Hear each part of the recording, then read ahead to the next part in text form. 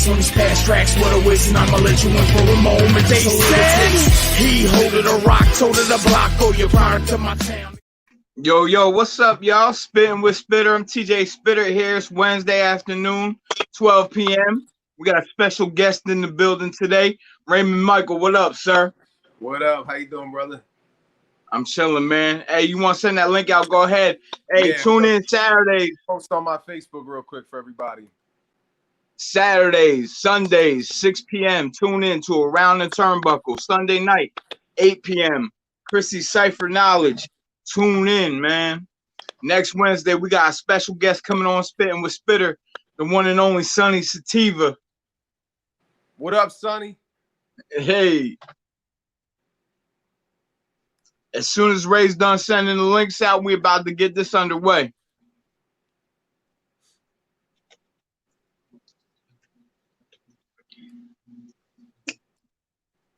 Almost hey, done. real fast. I'm not the best with technology, so I'm just trying to make sure my Facebook followers could view this. That's fine. That's fine. 1 second, man.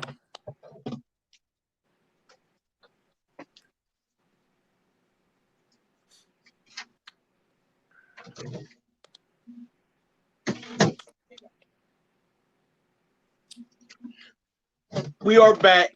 It's live.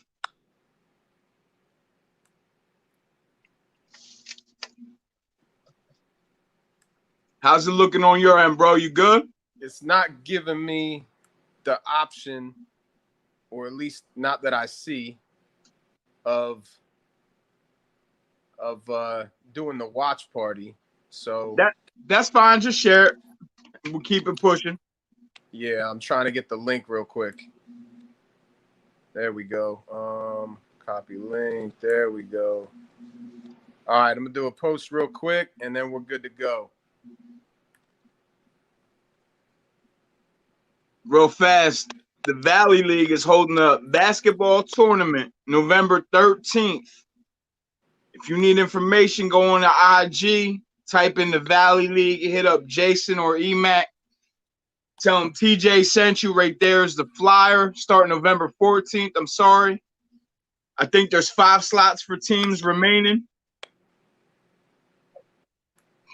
But the Valley League is what it is. You know the vibes, man. It's the best teams from all over come out and show out. Are we ready, Ray?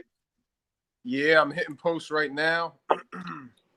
It says posting. Excuse me.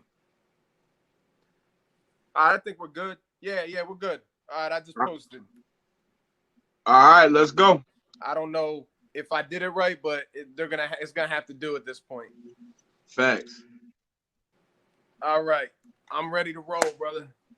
So before I break down you being an entrepreneur, we're gonna take it back a little bit, and I want to know why you were the most hated local rapper back in the day. Yeah.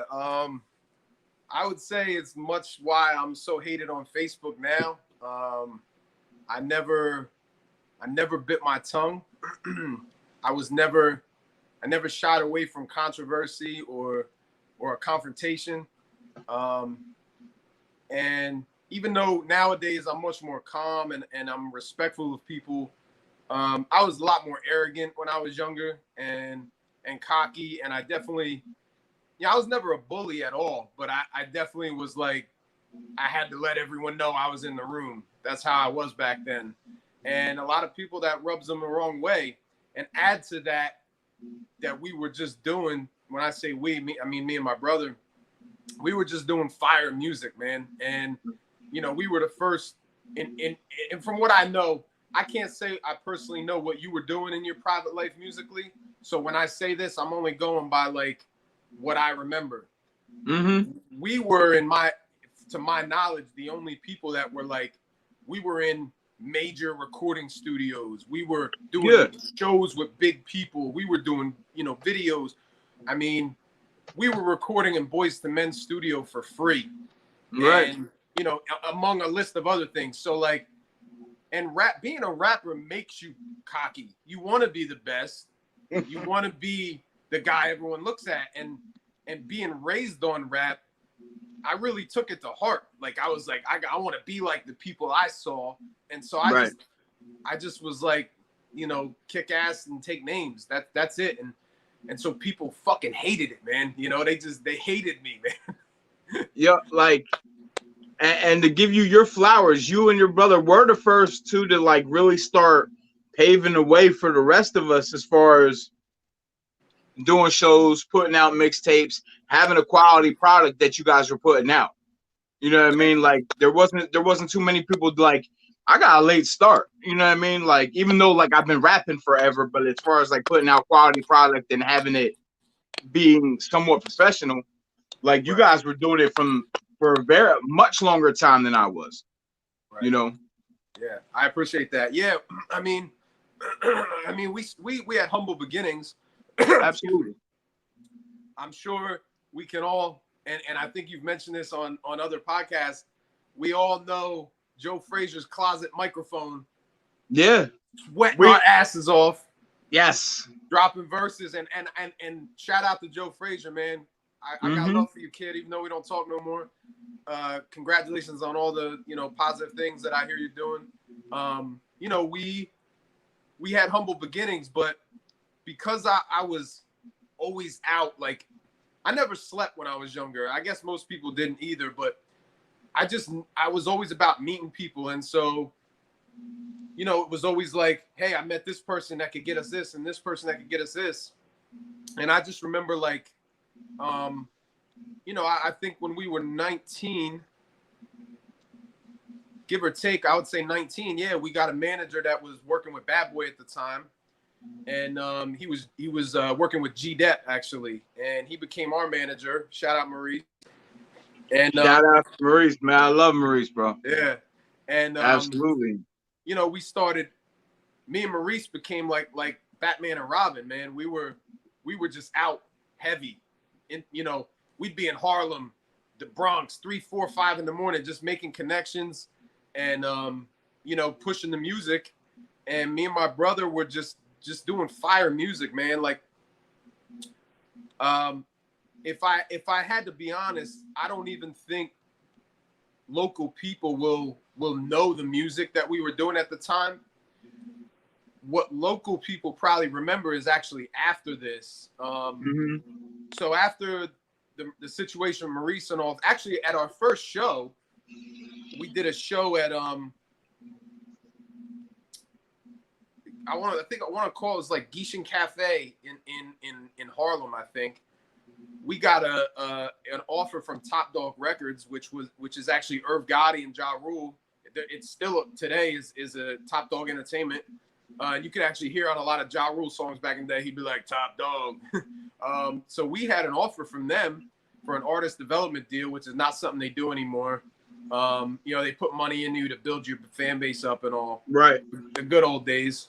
And a lot of things happen in life, man. You know, life just kicks you in the ass, and that situation fell apart. We started doing music again in the attic, man. We had our own recording equipment. We were just put a team together, and it was me and Mike and Arms. Shout out Arms, Ali Arms, yes. My brother. You know, Tor Gatlin. What up, Tor? Shout out Tor. Shout out Arms. You know, and we were like loosely affiliated too with like John Quest and J Dot. You know, rest in peace, J Dot. Shout out Quest. And a bunch of other people. And at that time, I had come to know a man by the name of Lincoln Warrington. Lincoln Warrington is you know, real big businessman. So me, Mike, and B Arms actually met up with him in Harlem. And we signed a management contract, and you know, we went out, had a little celebratory drink and all that. And within a few weeks, we were recording because he was good friends with Wanye from Boyz II Men, and so we started recording for free in Boyz II Men studio, which was in Philly. Dope. It was in a building with like Jill Scott, Jazzy Jeff. When you walked in the door we walked into, you could look across the hallway and Jazzy Jeff would be in there working on music, records hanging on the wall. It was a really exciting time, but you know, a lot of life was happening around it that was like pulling us in different directions. So it's like things never really panned out how we had hoped or how they could have. I'd like to say it happens to the best of us, right? Right. At that time, the point I was trying to make, the music that locally people would know, is we did a mixtape. And by the way, we had our own like thing called Casino Entertainment. It was like our own label and independent label. And we did a mixtape called Illegal Tender at the time. And we had a couple really, really fire ass songs, but we had one in particular called We Gonna Make It. And we did a video for that. And it just like blew up locally. And if I had to say, there's probably only two songs or videos that have ever gone viral in the Lehigh Valley back then. Not today. Obviously, there's people doing way bigger things than we ever did. Yeah. But back then, and the only two videos that I could really think of that for people local is your video that went viral, and our video years ago, which was 2006, 2007, right, something like that. And we did that We Gonna Make It video, and I'll never forget one time I picked this girl up that I was hanging out with, and she lived like 30 miles out off 78 out in Jersey. And we got back this way off exit 3, and we stopped at a red light at the mall coming down 22, and his car was next to us. And I look over, and I have my windows up, tinted, and they're waving and waving. And I roll the window down, and they're bumping our song in a Jeep. And the dude's standing on the Jeep bouncing. He's like, yo, this shit is fire. Like I felt like a celebrity for like, yo, that's the dopest seconds. Shit ever, yo. Yeah, yeah. And the girl next to me is like, yo, are you famous? I'm like, yeah, baby. Absolutely. Yeah. That's, you know, and like, that's the dopest feeling ever. Like when someone comes up to you like, yo, you're the kid from the video or whatever the case may be. Yeah. Let's get into some spicy shit though. Sure. How many diss tracks you had toward me back in the day in the tuck? It's funny. I never hated you, bro. Oh no. I never hated you, but you know, you and me, we had a couple situations where we had some words. Mm-hmm. But I never was like, yo, I gotta go diss TJ. Otherwise, you know, he got one up on me. I never felt like that. Right. I felt like you're always going to have local competition. And there was a time where I was like, yo, fuck TJ. But I didn't hate you. You know what I'm saying? Yeah. I'm sure you felt the same towards me. Oh, yeah. There was a bunch of fuck rays for a while. Right. And it is what it is, man. It's like, we're old now. Like, I don't even, it's funny looking back. But on a flip side, like, I remember being 12 rapping with you at the pool, bro. Right. Yeah. I remember being in high school, swinging by your house, kicking, you know, we didn't always beef. We hit we hit a spot all of a sudden where it was like the competition with the music became competition and people fueling that fire. Absolutely. You know what I mean? TJ's the best rapper and people are, nah, Ray's the best rapper and people and yeah, they try to divide us like everyone. That's the way of the world, man. Good. I get it. And I'd be lying if I didn't say I ain't had something for you in the clique. Max Powell, say hi. What up? Not a fellow entrepreneur there. Okay. What up? Your people are tuning in. I love it, man. Starting I don't know if I dropped the link correctly, but if not, they'll view afterwards. No biggie. Where did your passion for the culture come from, bro? You know, it's funny. I was watching your interview with my brother. Shout out Mick Blue. Mick and he talked about the time he got the Onyx Back the Fuck Up album. Yeah. I was there for that because Mike's my brother. We didn't live together at the time. He lived with our father. I lived with, what up, Nick? Nick. I lived with our mother, but he would come down and he would have Onyx Back the Fuck Up. And I just remember, man, I was like 10 when that came out, maybe 11, something like that. And the energy, it made you.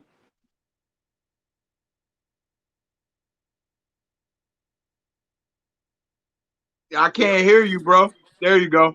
I just had a call come in from Jamie O. Shout out Jamie O. Shout out Jamie, bro. So yeah, I recall the energy of that album, especially Slam and Shifty were my two songs on there. And just it's incredible the effect that music has on you and your brain, because I remember being like I wanted to rob people, man, and I was 11. You know what I mean? Right. Like, and so Yeah. and so I just remember feeling that. And then I remember, like, you know, my brother would come down and he'd have the big baggy pants, and I wasn't allowed to wear them yet. You know, my mom would be like, "You're not wearing your pants off your ass." Like, you know, I was like 11, you know, 10 years old or something. And so I used to steal my brother's jeans and sneak off wearing the big baggy jeans and the Timberlands. And it just did something to me, man. And then as the years went on, I'll tell you where I really like we always rapped. I have pictures of me and my brother when we were 10, 11, 12 years old writing songs. And Right. we would dip away from family parties to write. And but I'll never forget, you know, when I want to say, to be honest with you, when Jay-Z Hard Knock Life came out, man, in high school. I was in high school, and I just remember like I had loved rap before that. I had rapped before that. Right. When that album came out, I just remember being like, I want to be a rapper. Like, this energy, the way this makes me feel, I want to make other people feel like that. Now, I was already heavily influenced by hip hop back then. I already dressed it, talked it, walked it, all that. But that was a moment for me, a monumental, pivotal moment where I said I wanted to be a rapper. And it probably came with more headaches than anything, really. Facts. It really did. Yeah. I remember said headaches. I think Wu-Tang Clan was it for me. Ooh. I still know every word to 36 Chambers, beginning to end, every verse, every one of them. A way more iconic album than the Onyx album. I think Right. I just remember the Onyx album first, but absolutely Wu-Tang Clan without a doubt. I think we all thought we were in Wu-Tang, all of us back then. Absolutely. Yeah. Absolutely. I had an 8th grade, I still have it, an 8th grade art project where you carve wood, you know, and I made I made mine a Wu-Tang symbol. Facts. I mean, I remember so many of those pieces going around, so many carved out Wu-Tang signs. The upside down sign for Meth, the sideways sign for Jizza. Yep.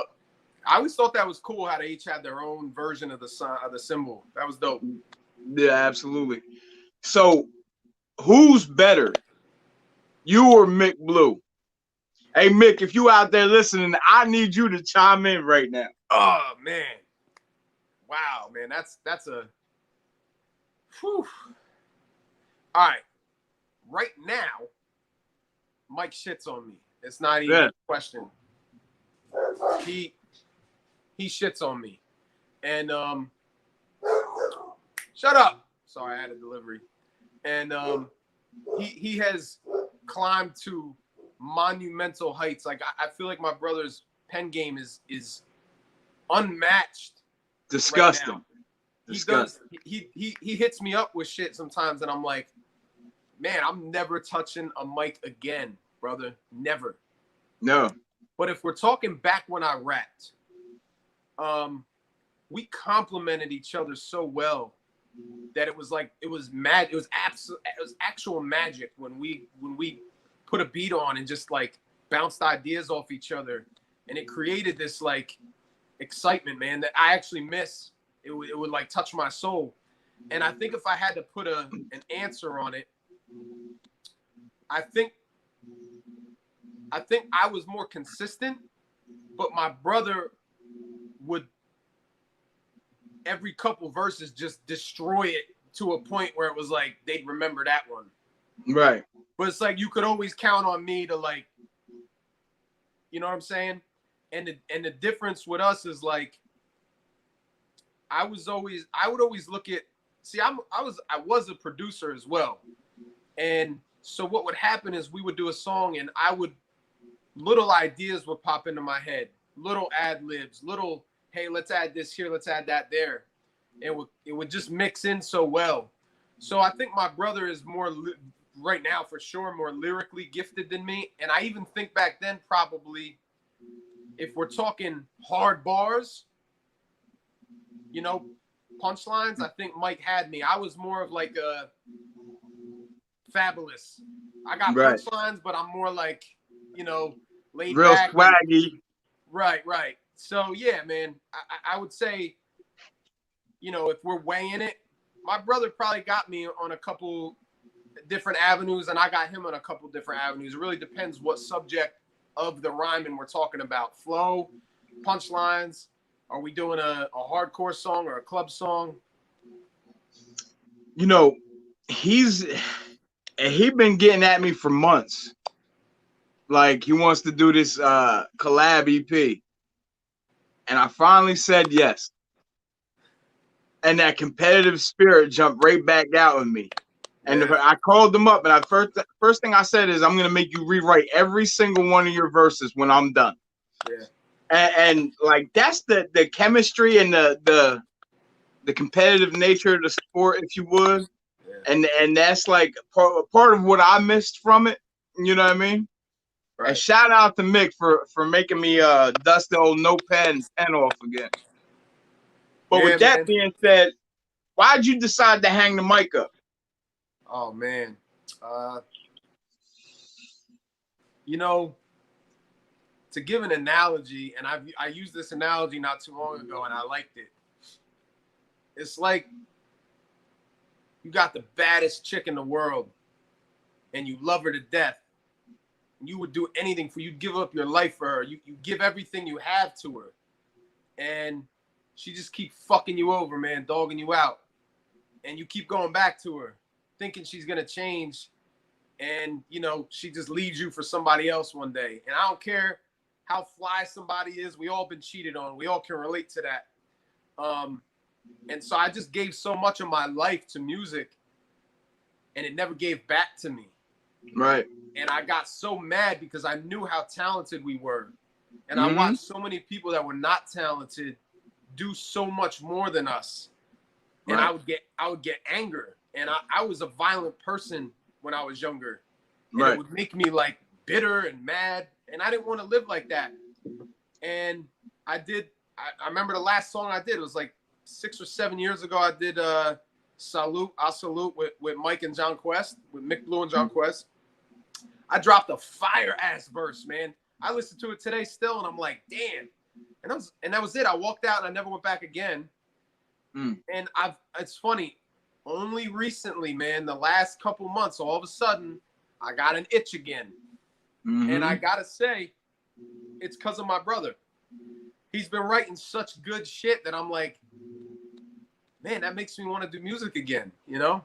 Yeah. It's funny how that works. Like I tell people all the time, everybody's like, why'd you quit rapping? I'm like, my last album felt so emotionally exhausting to me. I just didn't want to do it anymore. Yep. You know? But now you're an entrepreneur. So let's break down some of your businesses. You have Clear Financial Solutions. It's credit repair. Shout out to my brother John, man, out in VA, bro. Holla at me, boy. What up, John? We still gonna have to chop it up, bro. Clear Financial Solutions, which is credit repair. Can we get into that? Sure, absolutely. About 5 years ago, my credit was shit. No matter how much money I made or didn't make, it didn't matter because my credit was shit. And I ended up hiring a guy to help me fix the credit. And I watched him do what he did, and I was like, I can do that. I can turn it into money. So I paid him to teach me how to repair credit. And there's multiple ways to repair credit. There's very basic, archaic ways, and then there's very elaborate ways. He taught me the most basic way, and I just started posting on Facebook, man. And next thing you know, it's like I'm making, you know, $6,000, $7,000 a month doing credit repair, and I'm like, man, this is incredible. So I kind of like just kept running with that, posting on Facebook, doing credit repairs, and I ended up reaching a point where I'm like, I want to do. I would see people making millions a year doing credit repair, and I said I want to do that. You know, I don't want to hustle every day to find new clients. I want it on autopilot. And I ended up partnering up with someone who I've been friends with for a while. Shout out Julie Gonzalez. What up, Julianne? And I told her my vision, and she's made it happen. You know, she did things that sometimes I don't have the focus to do. And she put things in place where, you know, her and I are going to have an extremely successful credit repair company very, very shortly. We're kind of just, you know, tightening things up right now, launching the website in the next couple of days. But, you know, credit is king. You know, it's like people always ask, you know, would you rather have 100 grand cash or, you know, 850 credit score? 100 grand cash sounds nice, but an 850 credit score can get you a lot, you know? And so, you know, I've helped a lot of people raise their credit. I've helped a lot of people buy houses. You can find videos on my Facebook of people, you know, thanking me because they got a brand new car, thanking me because they just bought a house. I just helped a celebrity, you know, with 300,000 Instagram followers, raise her score 100,000. I'm sorry, 100,000, 100 points in 2 weeks. She's a reality TV star. I won't name drop because I don't want to put people's personal credit scores out there and all. Right. But I believe she's actually going to start advertising for me because she's appreciative. And yeah, there's a lot of cool little tricks, you know, that I can help people do. You know, if you're stuck at a certain score and you want to buy a house in the next 3-6 months, whatever, I could bump your score 20 points or 100 points. There's little secrets to doing it. So, you know, credit's important. I know what it's like to have bad credit. I know how depressing it is. I know you feel like, man, I can't get a car. I can't even rent an apartment. But there's help. It's short term. A lot of people think, oh, it takes a year, 2 years, 3 years to build credit. It doesn't. I can build your credit in 3 months, easy. And my prices are very affordable. So you heard it here first, man. Reach out to Raymond Michael. Get your credit up. I remember, you know, when me and Jackie were in the market looking for a house, I remember that everything that encompassed, and I didn't realize how important credit was. Like, I've bought cars and things like that, but it's different when you go to buy a house. You know what I mean? Like, absolutely. That Vivid Reflection. Yeah. That is your next business. Yes. Permanent Cosmetics and Spa. What is that? Right. So I've owned Vivid Reflections for about 5 years. A good friend of mine at the time helped me get that started. His name's Angelo. We don't talk much anymore. Appreciate what he did to help me get rolling on that. What up, Scurv? How you doing, brother? So Vivid Reflections started out as I ended up seeing a procedure called scalp micropigmentation online, and I thought it was so cool. And I'm like, man, there's probably big money in that. And what it is it's actually a hair tattoo on bald men, and it gives the impression of a shaved head, like a 5 o'clock shadow on a bald man.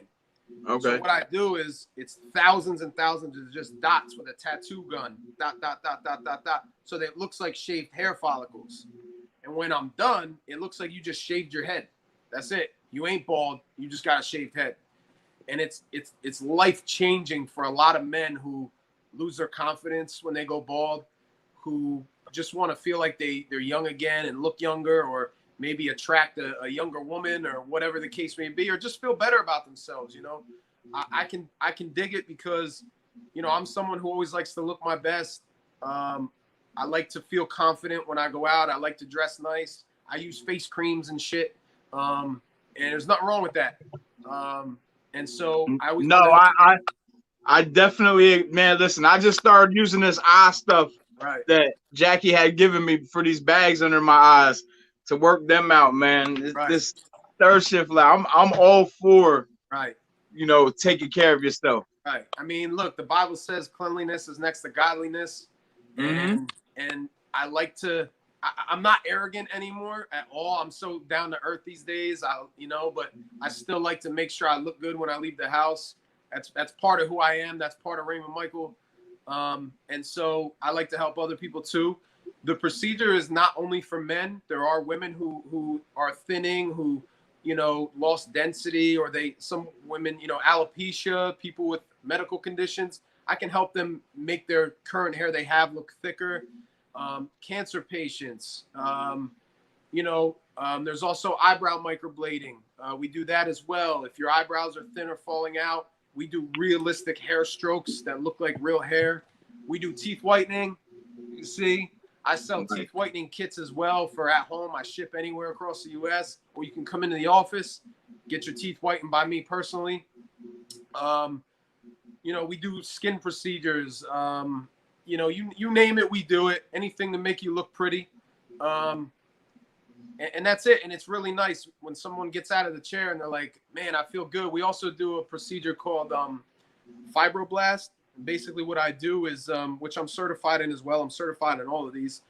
I do little burns wherever you could be. It could be your stomach. If a woman has from giving birth, the skin's a little loose. If you have wrinkles around your eyes, what I do is it's a little pinpoint and it just burns you. It's barely noticeable. Burn. And what happens when it heals is it pulls all that back naturally. Same with your stomach. It'll pull that back. And so it's a better option to like drugs. Like, people get injections like, they go to the doctor and they get the injects, and some people don't want to do that. So this is a natural way to tighten your skin up and things like that. And again, it just feels nice when someone's like, feels good about themselves and you made that happen. So, that's something that I enjoy doing as well. Obviously with COVID, things slowed down a lot, but hopefully now things are going to start picking up again. If anyone's interested in any of those, just let me know. Word. Now, Raymond Michael Enterprises. Yeah. Let's break it down. Right. That's new. That's just basically an umbrella term for every loose thing that I could do to make a couple bucks. The thing about being an entrepreneur is you're always looking for the new hustle. You're always finding different ways to make money. I've personal trained people through the years working out for money. I've done network marketing, which gets a bad rap, but if you find a legitimate company, it's well worth it. Forex trading, foreign exchange, or trading stocks. Thank you, Mike. Yeah, I'll be grinding, man. Hey, Mike, where were you about 10 minutes ago when we had the conversation of who's a better MC, you or your brother? He didn't want the Thanksgiving argument, so he just stayed out of it, So yeah, I got into like forex trading, stock trading, which is an incredible way for the average person, to take $100 and turn it into 20 grand. I mean that. Late to the party. Fuck him though. Damn, man, I gave you all kind of props and fuck me, huh? If that ain't brotherly love, I don't know what is.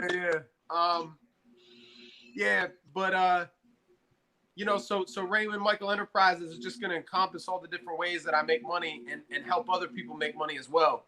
And so, basically, I recently got into another network marketing company, which is part of Forex trading. So basically, we're teaching people how to trade, how to compound their money, and how to properly invest, things like that.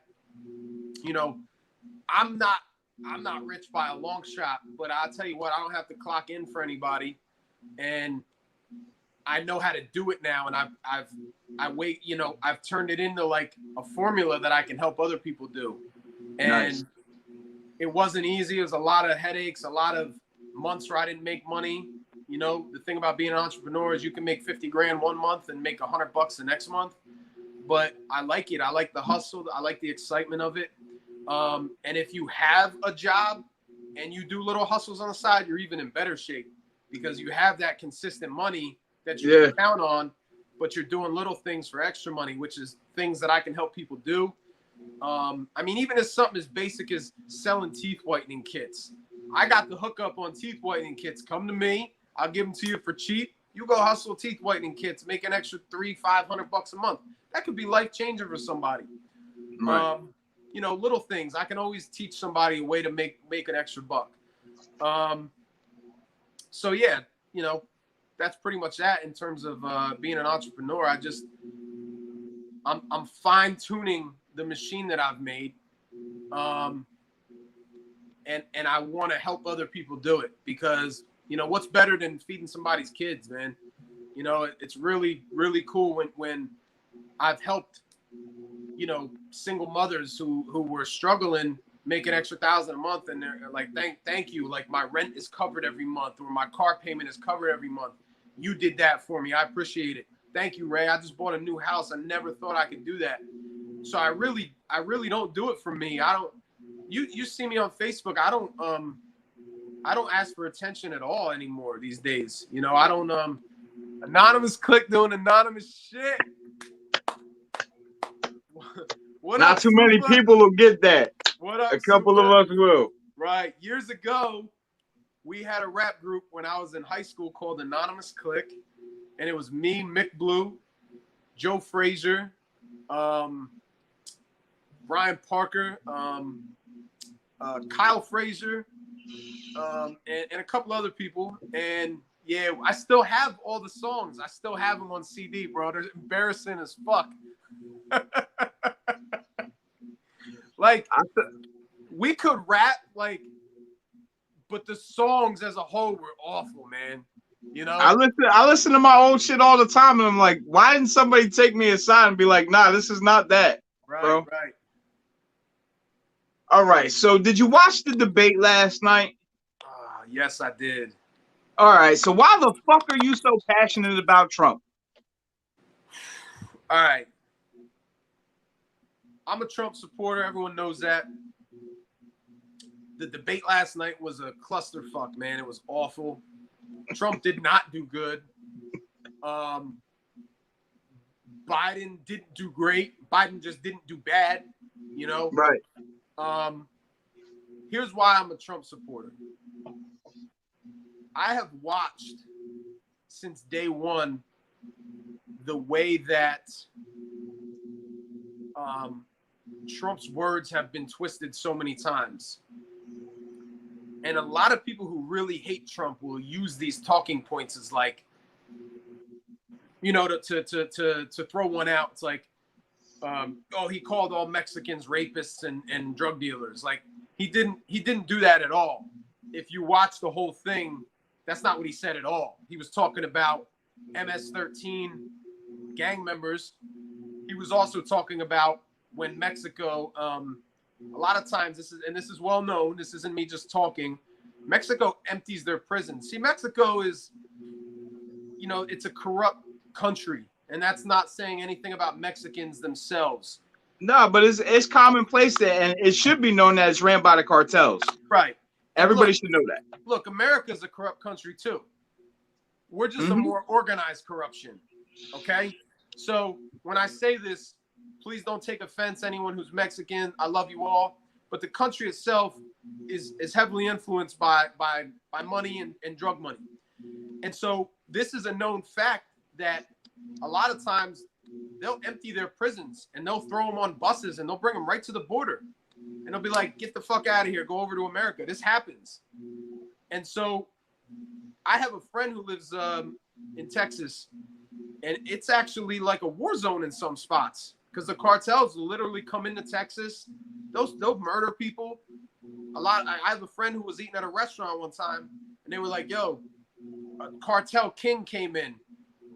They came to everybody and said, if you shut the fuck up through your whole meal, he'll cover your meal. But if you say a word, don't say a word. So they all sat there eating their meal while this guy came in, a kingpin, ate his meal.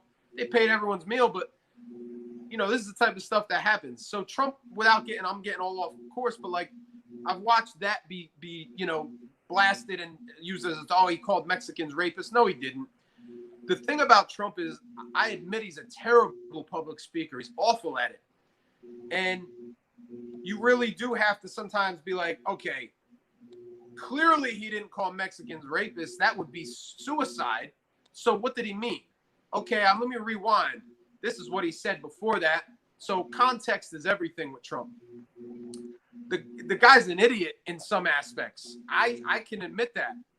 But I really believe his heart's in the right place. I really believe that a lot of his policies have been great and the things he's trying to implement are great. Now, the thing about me, if you hate Trump, I don't hate you. I don't care.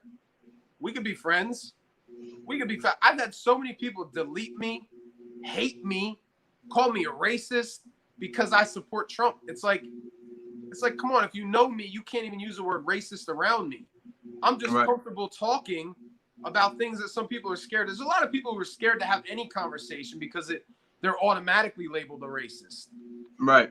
And we have to be careful using the term racist, because if you call everyone a racist who supports Trump, you're going to take away from actual racism. And it's like it clouds the pool. It murks the waters. And now when we're trying to fight real racism and real racist people who frankly deserve to be kicked out of the country, you're like, it's like you're putting me in the same pool with a KKK member. And I've fed Black families. I've fed Latino families. I've fed white families. I've helped people of all colors better their lives. If I'm a true racist, I'm not doing that. You know? And like I tell people all the time, like I don't really do the politic talk with anybody. I love people for their moral compass, their integrity, their character. Like I keep politics way out of it, man. And just like I'm doing on Spittin with Spitter, I just had to ask you the question, and then we're gonna move on. Right. You know what I mean? Because the most controversial topics on my show delve around this next question. All right. Who are your top 5 local artists? All right. I'm probably going to surprise people with this. I got to give my brother number one, man. I love my brother. I would listen to his music if he wasn't my brother. He has a rawness in his voice and a hunger in his sound that I've always loved. And you know, it's not something that I ever had. I never had that. Like he's got a raspy, almost a Jada Stack Bundles type of sound. And I always had a more laid back sound to myself. And I always loved that, his voice and his punchlines are incredible. Mick is super dope, man. People need to start giving him his damn flowers, bro. Well, here's the thing. It's not that they wouldn't give him his flowers. It's that he's not doing enough to be seen. Right. And that's nothing. He's a working man with 3 kids and he's a hard worker, man. And that's it. He just doesn't have the time to be out grinding the way a lot of other people do. And I've kind of thought lately about taking the reins and doing that for him so he can just do music and work. Because I think that a lot of people, if they really heard him, he's a force to reckon with, honestly. I've always loved Quest, man, John Quest. I love him like family, and I love him as a rapper. He's done songs in the past where I just felt like I didn't belong doing music with him, and I mean that. Right. He did a song one time, and I don't remember the name of it, but he'll know what I'm talking about. And it was, I think it was called like Quote the Raven, you know, a play on the Edgar Allan Poe thing. Mm-hmm. And it was so dark and mysterious and deep, and the wordplay and like I could never come up with something like that ever. the P-Berg LL. Oh man, yeah, bro. But hey, we're not too old yet. And Quest did this song called, like, I think it was called Quote the Raven. He'll know what I'm talking about. I think it was on, man, I don't know, maybe Bash Your Head In album he did.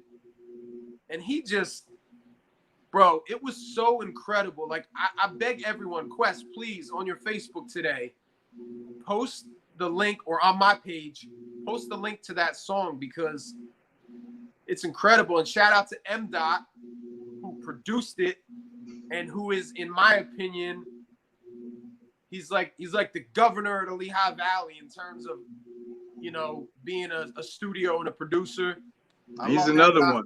I love M. Dot like family as well.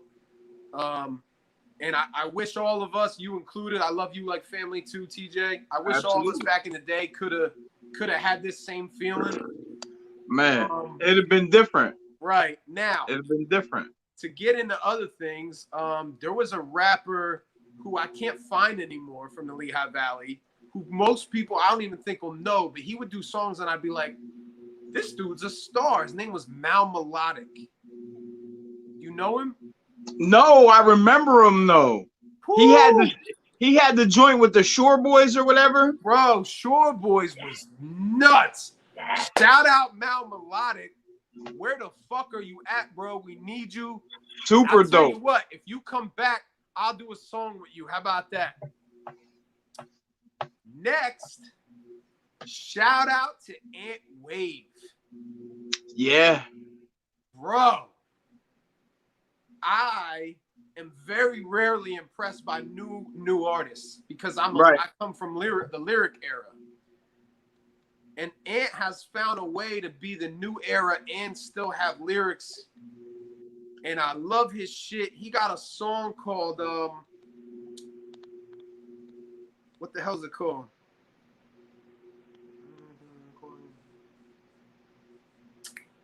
He got a song, I'll have to post on my Facebook later, that is so incredible. I tell you what, let me look at my other phone. Hold up. I got it in my phone right here. I'm going to tell you a song by Ant Wave. If you ain't heard it, man, get on it. So it's called Move. He got a song called Move with a video and all. I'm going to give him a drop. Hold up. Check this out. Let me play this for a second, because this shit is dope. Hold up.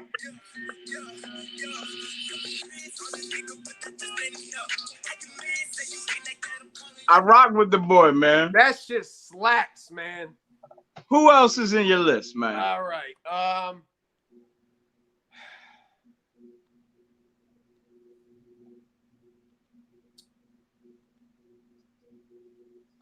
I tell you what, man. Wow, man. For some reason, my brain is going blank. Another P-Work artist, Sonny Sativa, man. Incredible artist. Incredible wordplay. I can't wait to have him on next week. Extremely unique because he also has a very unique voice, you know, and on top of the fact that he's got a flow and wordplay. I mean, he's a very unique artist. I think he's incredible. I think that with the right team or the right motivation, I think he could really do big things. I think there's a lot of people selling themselves short in the Valley. Although Ant Wave grinds, I'll give him that. He grinds hard. I think he was out in LA like a week ago. Shout out Ant Wave again. Let me see. What's that put me at? 4? 4. We need one more. Number 5. I'm going to give you an unknown artist that probably nobody is going to know at all, who probably doesn't rap anymore, who is probably the single greatest punchline rapper in the history of the Lehigh Valley. And I don't know if anyone's going to know him. But his rap name was Cardiac. And his name is J. Ott. Jason Ott. Oh, my God. And I love him like family, too. Flashbacks, man. Right. And I love him like family, too. And sorry about Lost that. you, bro. I disappeared for a second. There And we I go. love him like family, too. And I haven't spoke to him in a couple of years. I hope he's doing well. And I always wanted to hear what it would have sounded like if he could put his time into music. He obviously had, you know, some personal life issues that took away from that. But yeah, there's a whole lot of honorable mentions as well. I'll tell you who I used to love, man. I was a big fan of EA, as my brother mentioned as well. Although it's tough to say, is EA actually a Lehigh Valley artist or not? He's not originally from here.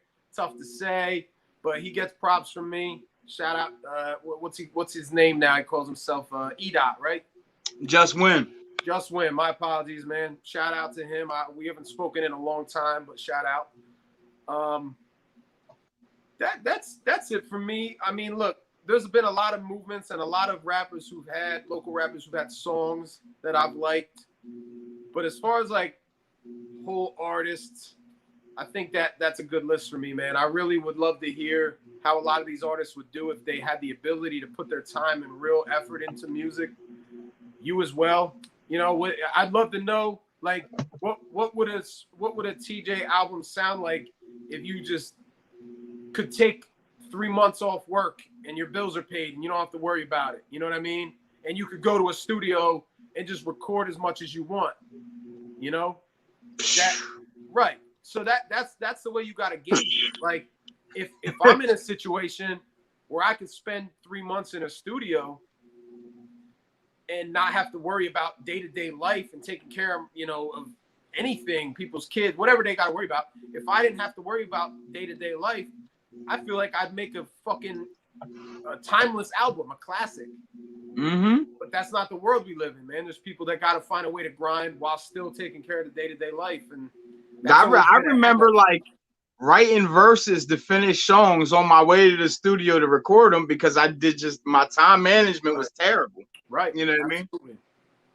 And then you worry, like, it's like, people don't realize you buy a beat tracked out. Lori Oliver, no, I do not. My external took a shit years ago. Right. So you buy a beat tracked out, $300, sometimes $1,000. You write to it. You spend hours writing to it. You go to the studio at $50 an hour to record or $30 an hour to record. You spend another $30 to $50 an hour for a mix down. You spend another $200-300 to master the track. Then you got to put money into pushing it online. Then you got to spend $500 on a video for one song. Why wasn't there 20 songs on the album? Right. For one song, you're spending thousands of dollars.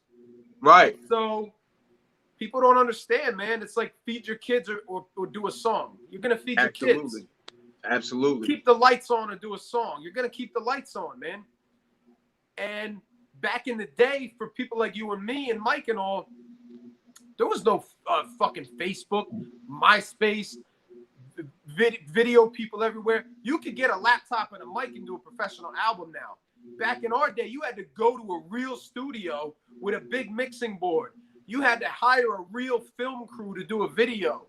You had to have somebody that knew how to engineer songs in that area. You know what I mean? Like, it's wild. People don't understand the grind.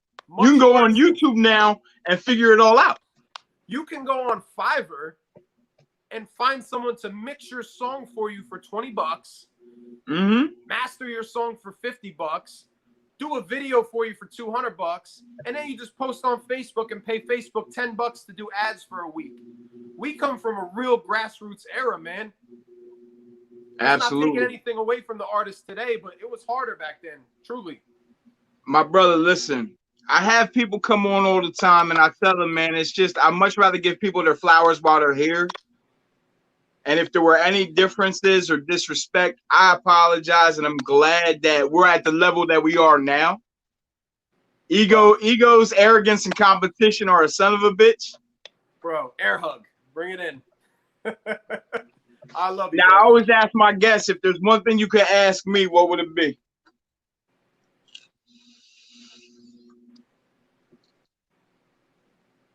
Are you done? Are you ready to say fuck it? Or do you think swan song? See, Mike, and shout out to Mick Blue. I was done. Having entirely too much fun in this lane of interviewing people and spitting with Spitter or whatever, building this shit from the ground up. Mike has put a battery in my back. The whole D, So, the big one. the car battery. Shit, yeah. Yeah. So I might have something left in the chamber. Pause, by the way. Pause. Major pause.